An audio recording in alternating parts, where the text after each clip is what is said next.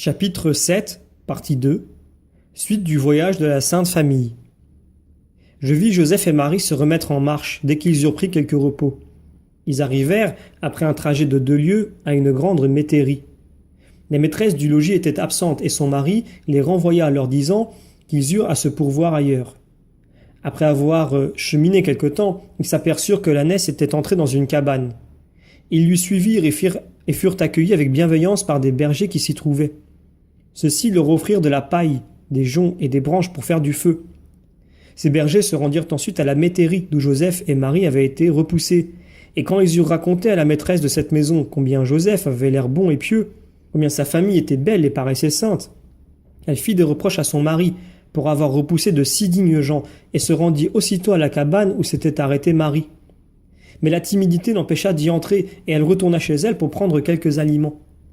Elle revint bientôt avec ses 2 enfants trouver la Sainte Famille et lui porter offrande. Elle demanda pardon poliment et parut touchée de leur triste situation.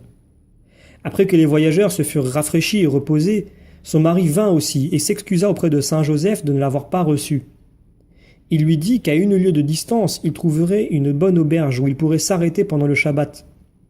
Ils se mirent alors en route. Après avoir fait 1 lieue en montant, ils découvrirent en effet une grande maison entourée de jardins et de vergers, située sur le côté septentrional de la montagne. La baume y croissait sur des arbrisseaux rangés en espalier. La Sainte Vierge avait mis pied à terre, et l'âne était conduit par Joseph. Dès qu'ils furent arrivés, Joseph demanda à être logé, mais le maître de la maison répondit qu'il ne pouvait les recevoir, car l'auberge était pleine. La très sainte Vierge s'adressa à l'hôtesse qui était accourue et lui demanda avec la plus touchante humilité de vouloir bien leur accorder un logement. Cette femme ressentit une émotion profonde, et l'hôte lui-même cessa de résister. Aussitôt, un gîte commode fut préparé par lui dans une cabane voisine, et l'âne fut passé dans l'écurie. L'ânesse n'était pas là, elle courait dans les environs. Joseph alluma une lampe et se mit, ainsi que la Sainte Vierge, à réciter les prières du Shabbat avec une touchante piété. Après avoir fait une petite collation, ils se reposèrent sur des nattes étendues par terre. Marie et Joseph passèrent tout le Shabbat dans cette retraite. L'hôtesse présenta ses 3 enfants à la Sainte Vierge, et la femme, qui, la veille, l'avait si charitablement traitée, vint aussi la visiter avec ses 2 enfants. Elles s'entretinrent familièrement avec Marie et furent très touchées de sa modestie et de sa sagesse. Les enfants avaient apporté de petits rouleaux de parchemin. La Sainte Vierge les fit lire, leur donna des instructions et leur parla d'un ton si aimable qui ne la quittait pas des yeux. Rien n'était plus touchant à voir et surtout à entendre. Dans l'après-midi, saint Joseph se promena avec l'hôtelier dans les jardins et les champs. Leur conversation était très édifiante. C'est, du reste, ce que j'ai toujours vu pratiquer dans ce pays le jour du Shabbat par les gens vraiment pieux. Les bonnes gens de l'auberge avaient conçu une vive affection pour la très sainte Vierge. Touchés de son état, ils la prièrent affectueusement de rester chez eux et d'y attendre sa délivrance. L'hôtesse lui montra une chambre qu'elle mettrait à sa disposition et lui offrit de grand cœur tout son dévouement et tous ses soins. Cependant, le lendemain matin, Joseph et Marie continuèrent leur marche. La Sainte Vierge allait de temps en temps à pied. Le siège qu'elle occupait sur l'âne différait du bas dont se servaient les paysans de nos campagnes. Il avait, aux 2 côtés opposés, une sorte d'appui sur lequel reposaient ses pieds. L'attitude et les mouvements de la très sainte Vierge étaient singulièrement posés et décents. Elle s'asseyait alternativement à droite et à gauche. Joseph prenait grande attention à ce que Marie fît halte souvent. Son premier soin, dès qu'il s'arrêtait quelque part, était de chercher une place commode où la Sainte Vierge pût se reposer. Il faisait de fréquentes ablutions et surtout se lavait habituellement les pieds. Il commença à faire nuit quand ils arrivèrent à une maison isolée où Joseph demanda l'hospitalité. Le maître refusa, disant que sa demeure n'était point une auberge. En vain, Joseph lui exposa-t-il l'état de la très sainte Vierge, la fatigue qui l'accablait et qui lui rendait impossible une plus longue marche. En vain, ajouta-t-il, qu'il ne demandait pas à être obligé gratuitement.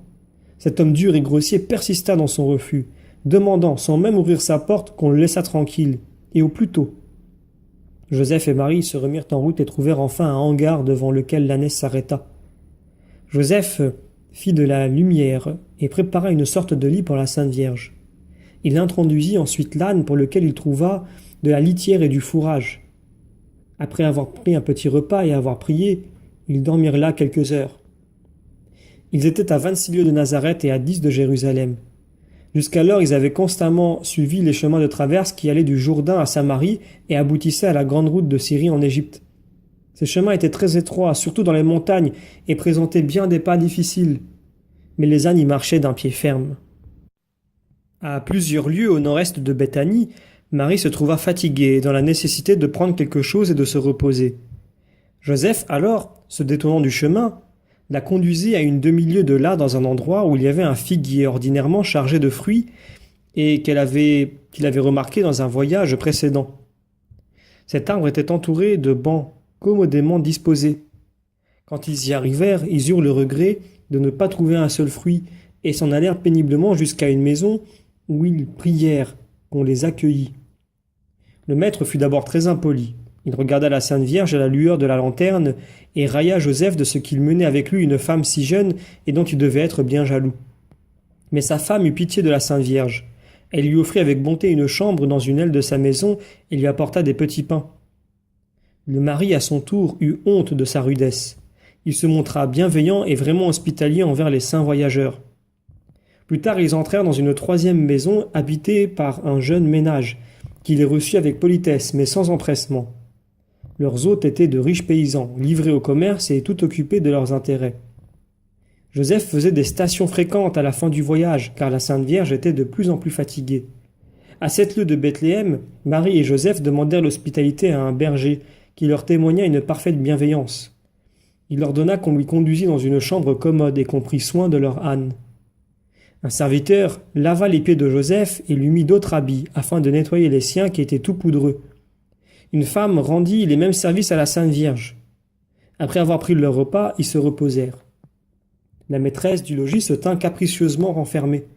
Elle avait regardé les voyageurs à la dérobée, et comme elle était jeune et vaine, elle avait vu d'un œil jaloux la beauté de la Sainte Vierge. Craignant d'ailleurs que Marie ne demandât à rester en sa maison pour faire ses couches, elle ne parut pas et contribua ainsi par son impolitesse à faire partir la Sainte Famille dès le lendemain. C'est la femme aveugle et toute courbée que Jésus trouva, 30 ans après, dans cette même maison, et qu'il guérit après l'avoir exhortée à être moins vaine et plus hospitalière. Après un trajet de quelques lieues, Joseph et Marie arrivèrent à une grande auberge.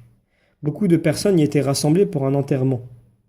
L'intérieur de la maison, au milieu de laquelle se trouvait le foyer, avait été transformé en une grande et seule pièce, par la suppression des cloisons mobiles.